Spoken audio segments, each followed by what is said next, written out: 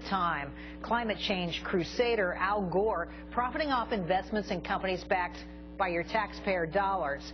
This is an investigation heats up into the slew of other green companies that went bust, a losing gamble by the government, paid for by you and me. Now, joining me now with the very latest, Republican Congressman Congressman Gardner of Colorado. Congressman, thanks for joining me. I want to start with Al Gore because I think this is the most outrageous thing. So Gore invested in 14 green tech firms that got money from the stimulus program. He was invested, or these companies were directly benefiting or received more than $2.5 billion in loans, grants, or other breaks from stimulus. Now, at the same time, Gore's personal wealth went from $2 million in his vice presidential years to $100 million. So he has these companies, 14 of them, more than a dozen, gets money from the taxpayer.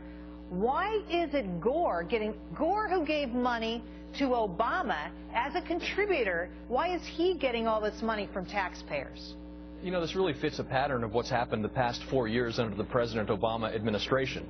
This administration has been defined by bailouts, handouts, and Al Gore has been one of the prime beneficiaries of the president's handouts, making him millions while the taxpayers are getting soaked.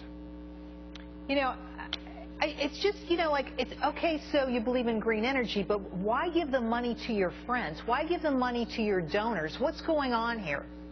And from what we have seen, reports that 80% of the applicants to some of these programs through the stimulus were denied, and yet Al Gore's programs, about a dozen, were accepted and benefited from his close relationship with the president. And again, this was $90 billion that went to green energy, as we've discussed many times here on this show. I know you want to talk about Abound Solar and what's gone on with that company. They've gotten some $400 million loan guarantee. They really haven't used all of that, only a small portion of it, but they're in big trouble. What's going on?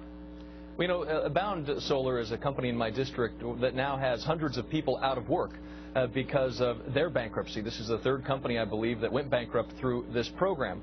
But what's alarming, and what we're hearing from public reports, whistleblowers who are saying that their product worked fine. Now, this is a solar company. Their product worked fine as long as you didn't take it into the sun. And there are questions now. How is that possible? I mean, well, how it's a solar panel. It's only supposed to work when it's in the sun.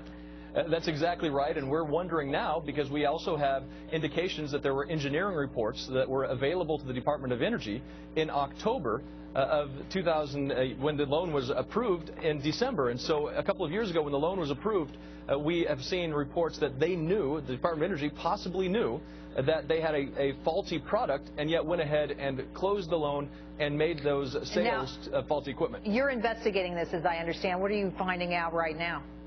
Well, yesterday, actually on Tuesday of this week, we sent a letter to the Department of Energy asking for engineering reports, technical reports, marketing reports, trying to find out what the Department of Energy knew. They found out about it, and quite frankly, what happened to the people on the ground in Colorado that are now without a job, and the investors who put millions of dollars into this company, and the people who bought the product, who are victims of a faulty product now.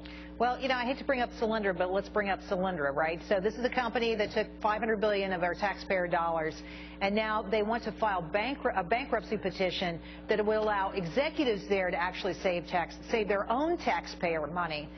Is anybody going to stop this nonsense out there? Well, and again, I think even the IRS has known that this is a bad deal for the American taxpayers. They filed an objection just yesterday against the bankruptcy plan that Solyndra filed, because here again, we have one of the close investors, one of the close friends of President Obama, who set up a shell corporation through Solyndra to try to take advantage of tax credits that they would receive through net operating losses. And so once again, this issue of crony capitalism rears its ugly head. Over and over and over again. Congressman Gardner, thank you for coming on tonight and illuminating this topic. We appreciate it.